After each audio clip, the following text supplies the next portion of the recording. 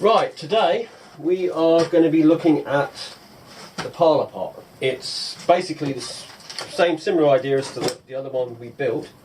I'm going to show you how to put the Parlour in and a few other differences between that pot and the D pot. Now, I'm not going to go through the whole build. I'm not going to build the whole thing like we did with the other one. If you want to see how to build these pots, I'll put a link in the description, which should be down there somewhere under the video. And if you look at that, that'll show you how to build the pot. They're basically the same. The frame is the same, and the bars that go around, the plastic pipe that goes around, you basically got your frame like that, which is made up, which you'll see on the video, and then you end up with like that. Now, there are obviously differences. One of the differences is the pot's a bit longer to allow for the Parlour trap. Now, you can make your pot as long as or as short as you like. It's entirely up to you how big you want to build it. I tend to build mine based on how many I can get in the car, that kind of thing. You can build them bigger or smaller. I go up to 3 feet lengthwise, so from there to there. This one is a 3 foot one. Now I'm going to do a big one because it's going to be easier to see what's going on.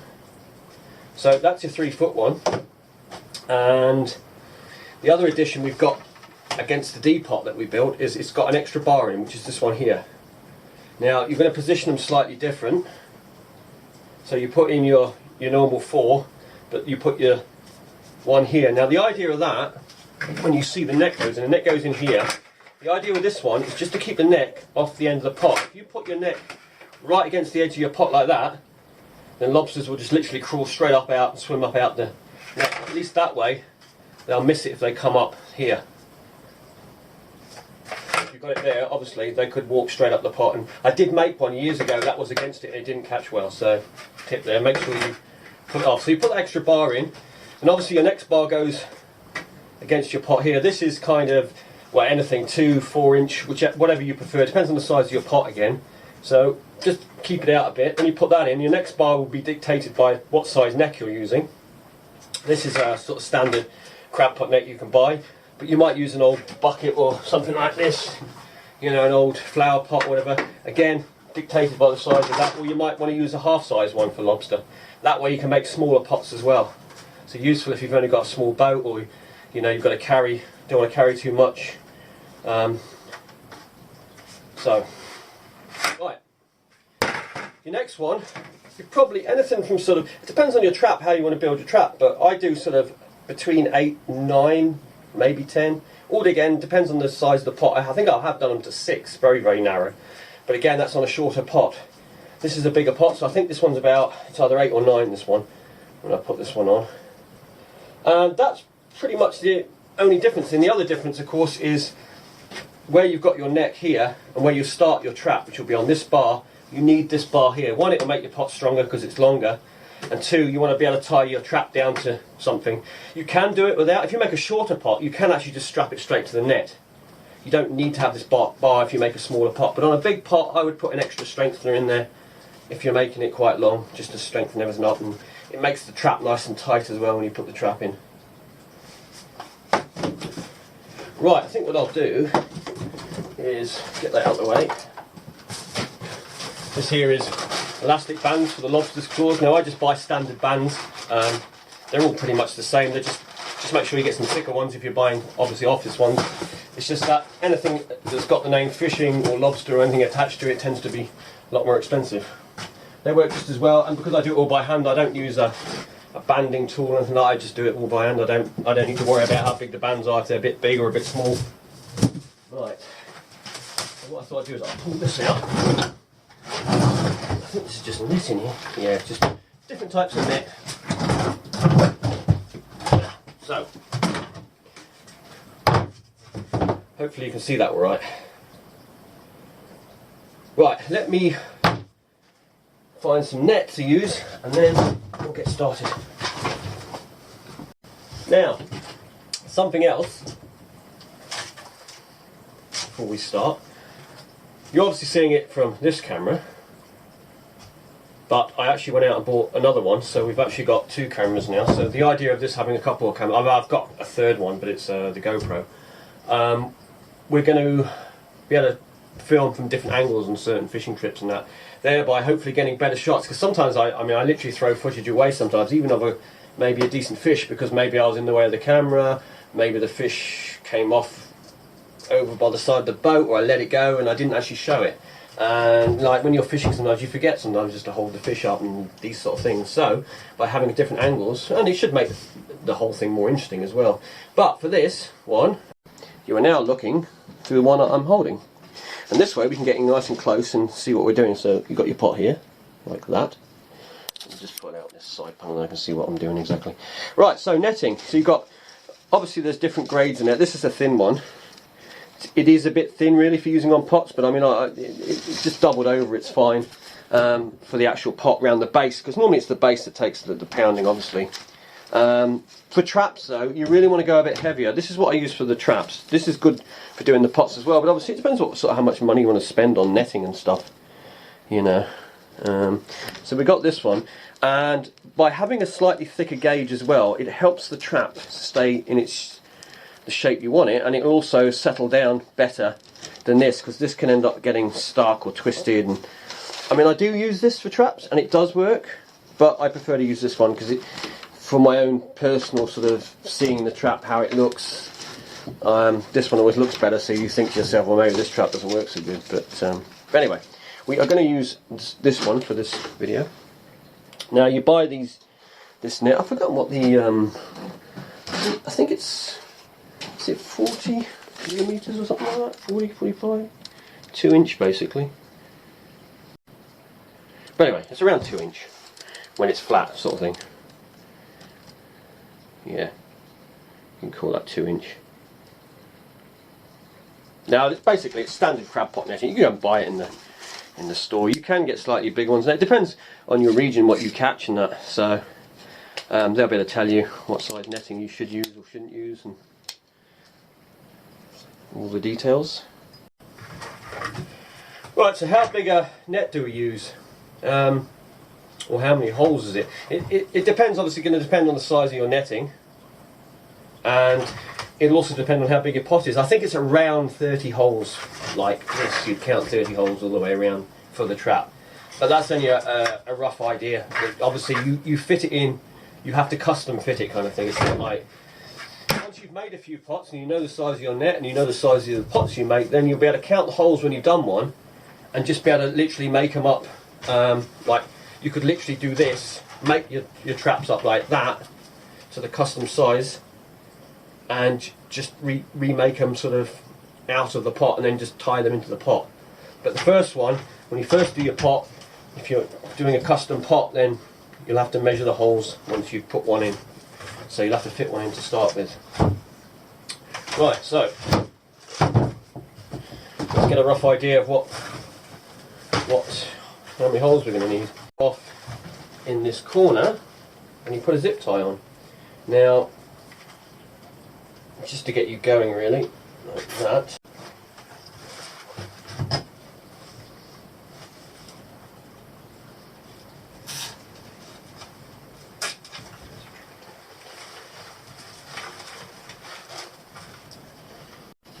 So now you've got your trap in, you need to take this and basically just put that together as well.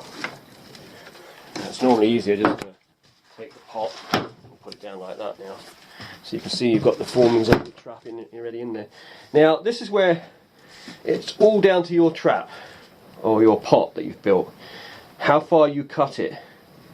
Now the thing is, what I always do, I always leave the bottom part where I'm going to cut, so you're going to have it there, the actual bottom part there, I'll have that long, shorter than the top. The top you want a bit of overhang. You don't have to, you can have like a string through it as well, but I like to have an overhang on my pots, because I do know that once you do all this, quite often the top seems to stretch back and it can sort of fold in on itself, and obviously things could probably push their way back through.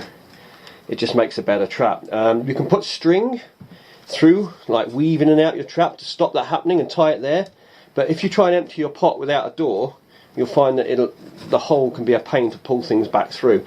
It'll be a good pot, but you really want to have an entrance on the back then. If you're just doing 1 or 2 pots, that's fine. I tend to not have the string so much. I have 1 or 2 pots like that, but because I you know, there's a time limit on everything. I'm emptying the pots and I'm doing several pots. If I was just doing one or two, then I probably would, I wouldn't worry about it, and I'd make a narrower sort of neck or trap. Right, well, I'm going to just string this together to that one, and then I'm going to cut it, and then we'll have a look at it again.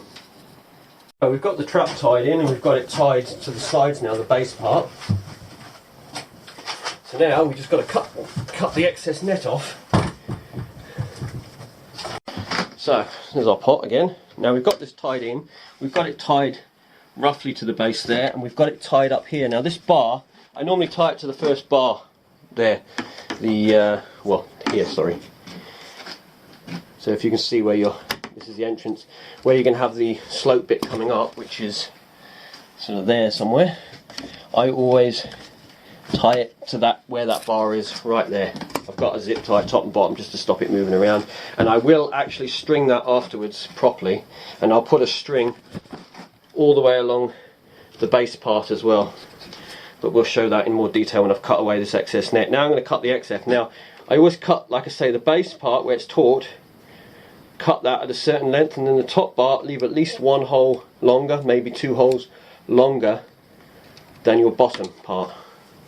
Now we're going to cut the net. I always start with the base, so the bottom part, so I know how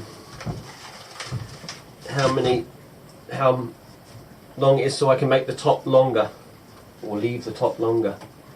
Now normally I go where the hole I've actually tied, and I'll cut on the next one, which will be this one, I think.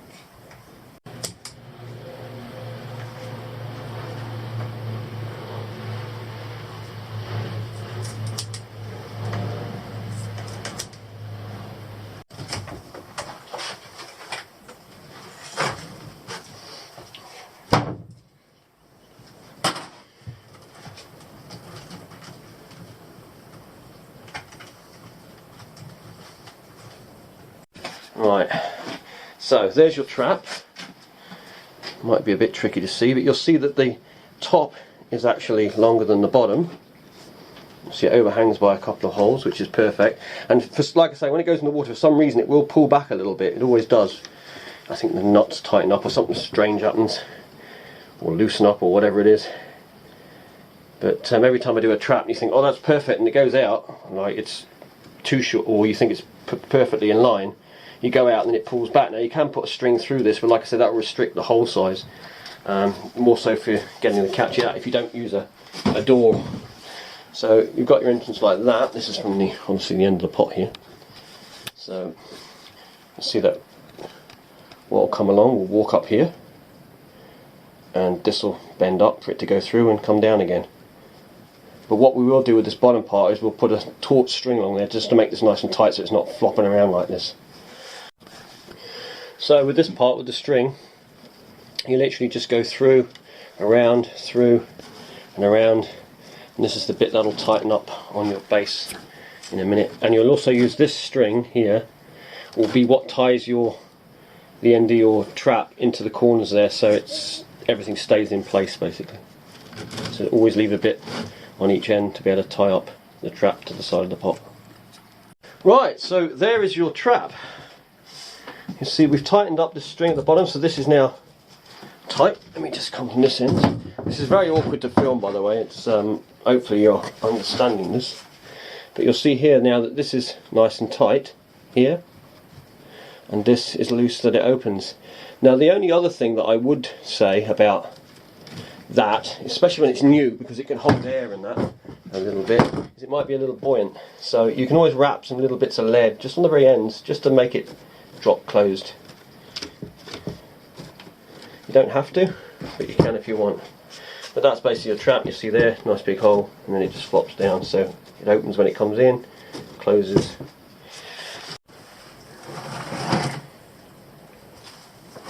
Just see if I've got one I don't have one. Right, yeah, one more thing I'd say about doing trap pots is the end with the trap, which is this end, you will put like this on, one like that. This is off an old pot, but basically that would go on the end of your pot like so. On this end, now I tend to put a bit of string so you can open the pot to get your catch out if your catch is too big, or if you get a conger or something you don't want to put your hand in. You just cut a line of the net, put a string in, use a little hook which just keeps it shut. What I would say is that bit of string that you use, if you use something that rots, and if you ever lose your pot, that will rot and open up and it will release the catch if you ever, like I say, lose the pot. Otherwise the pot can keep catching. So just put a bit of string on, use something that will last a year or whatever, as long as the pot, well I say a year, a few months, 6 months. Something like, what do you call it now? I can't think of, box cord would do the trick. Bit of box cord, something like that. You don't want something that's going to break too quickly, but something, you know, that will break after a few months. That way, like I say, if you lose your pot, the catch can always get out. Now, a question that I get asked a lot is, do the Parlours catch better than the standard Ds? My answer to that is no, they don't. Do they catch better? No, they both catch the same, I'd say, near enough. The difference with the Parlour is if your pot gets trapped out there, or you can't get to it because of storms for several days, or I say several days, a week or something, a week or two, it can hold the catch. Whereas your D pot, the catch will tend to find its way back out the pot. I mean, even the catch sometimes finds its way out of these pots, you know, they're not, we all think they're stupid, but there's even film, I think, of showing them getting back out of a pot with a Parlour in it. So, no, they don't catch any better, they'll just hold your catch. Now, when I say hold your catch, a D pot, your catch is good for a week normally. You know, if your pot's out and you can't get to it for a week, you normally catch. If you start going to the sort of up to the 2-week zone, that's when you'll find that the D pots will start losing their catch.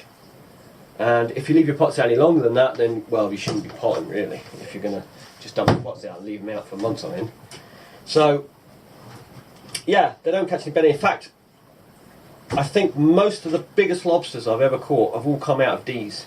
I've had the odd one in here, but my D pots have caught more big lobster and more crayfish than these pots have with the traps. Why? Don't know. Maybe the bigger stuff goes in that end, doesn't want to go through that end, and eventually finds its way out that little end, because that's just basically a mini D pot. Or maybe the big stuff's just clever and knows what a pot is. You know, they've obviously been around for a long time, some of these big ones, and they know, they've obviously been around pots before. So there you go, that's how to make the trap in a Parlour pot, basically, or how to make a Parlour pot. So it's very similar to the other one. Like I said, if you want to see the other one, how the pot's actually made from scratch, just refer to the other one. And all you're going to have to do is add that extra bar in there, and add the bar in underneath if you want that bar, and just make your pot a bit longer. And again, sizes, I've given sizes on the other pot, but sizes, I do these, like I say, up to 3 feet in length. Anything from sort of 32 inch up to 36. And width is the same as the normal D, like from the other video. And just the extra bar in there. And this obviously this dictates what size neck you have. And this, you just space it out how you want it. I've made this fairly short, so there's a bit more room in the back there, but it doesn't really matter. As long as you haven't got that touching the side there, it's all good. And I forgot on the other video to mention, when you've made these pots, just get yourself a small drill bit like that, and just drill a couple of holes at the top here, because these will fill up with air obviously, and as you drop this pot, the air will come out those holes, and it will go down nice and straight as well, because it's letting the air out as it goes. If you don't put holes in this, you'll be surprised how much weight these little pipes can hold, or how the pot can float. I've had some pretty heavy pots before. I've thrown one in once without drilling the holes, and it was just bobbing away on the surface. So don't forget to drill your holes in there. Right, so one thing more I should mention about these pots is that they will take you a lot longer to make than a D, and they will cost a lot more as well in comparison, because you are using more net, because you're making a longer pot, so you have to buy a lot more net.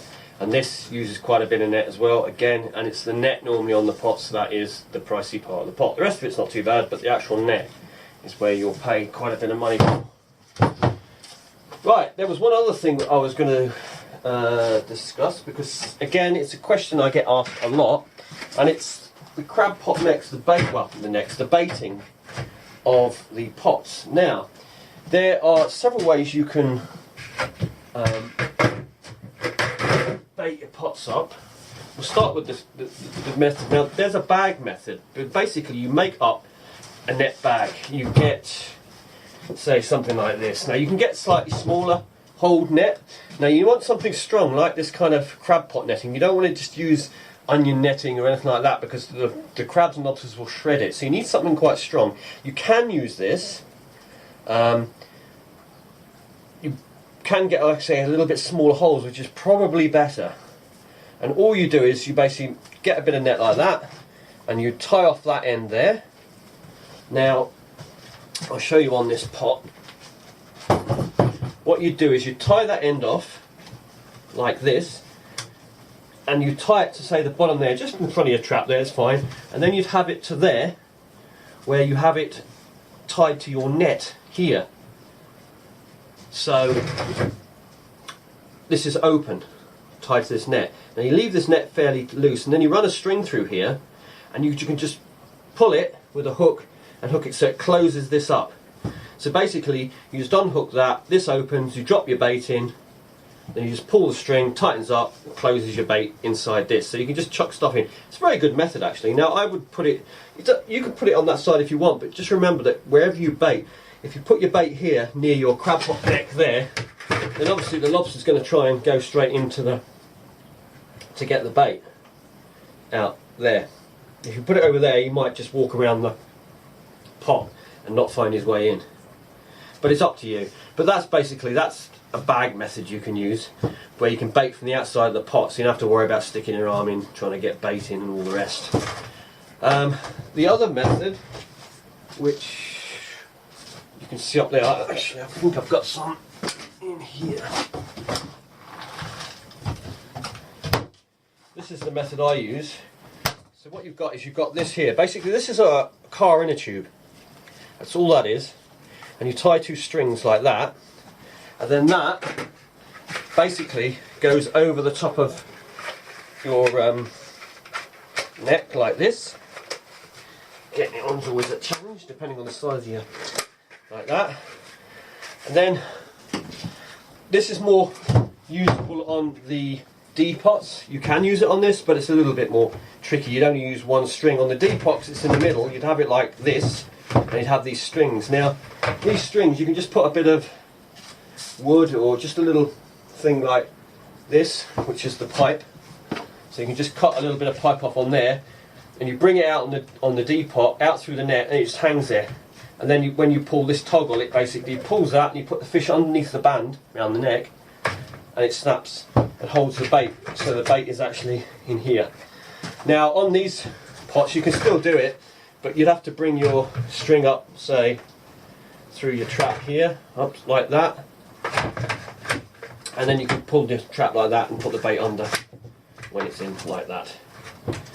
You can put it all the way to the end here, but what you find is that when you leave strings like this, which will be a bit loose, crabs sometimes get their legs caught and twisted up there. They actually get sort of like snared on the string, so not always the best. And the most common method that I use is basically a wire. So all it is, I'll show you a close up of it. It's just basically a wire like that. You take one end of the wire like this, bend it over, and just twist it so you end up with a loop. And that's just to stop your bait sliding off. And then what you do is you push that through your bait. It's quite good for fish heads, just like mackerel heads, that kind of thing. You can slide the fish heads on. You can put limpets on, whatever you like, shellfish, anything you like. And you'll see on the neck there is actually a hole in this one. So your neck, you make sure it goes in that way. If you haven't got a hole in the neck, you just drill one in the side of the neck. Then what you do is you take this wire, you put your arm in the pot, where that hole is, you put it through the hole, grab it, which is now inside the neck here, this part, pull it up, and your bait then is in there, and then bend it over where your netting would be on top. We'll just bend it down like that. But you'll hook it into your net, and that'll keep the piece of bait just in there. Again, they can't get at it from the outside, but they go in to get it. Now they've all got their positives and negatives.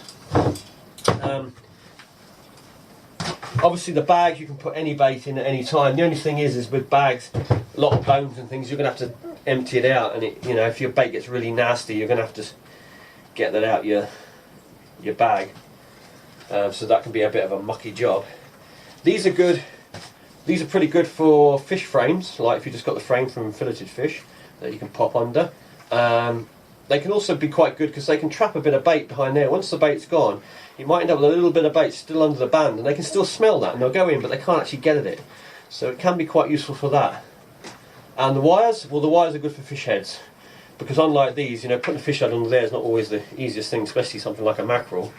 Whereas on a wire, it's much easier. Now I tend to use bands and I use wires. I do have one pot with this bag in, but I haven't really bothered because again, it's more net, it's more expensive. But if you want to do it, you can. So what I do is, on normal pots, I'd put a band on, but I always keep spare wires because you can always use a wire any time, even with a pot that's got a band on. If you just make sure you've got a hole in the neck, if you get fish heads, then you can just stick a wire in instead of using the band. And that, basically, is the way that we bait the pots. But the idea is, wherever you bait it, just make sure your bait isn't close enough that they can get their claws in close, pick the bits of food off without actually going into the pot.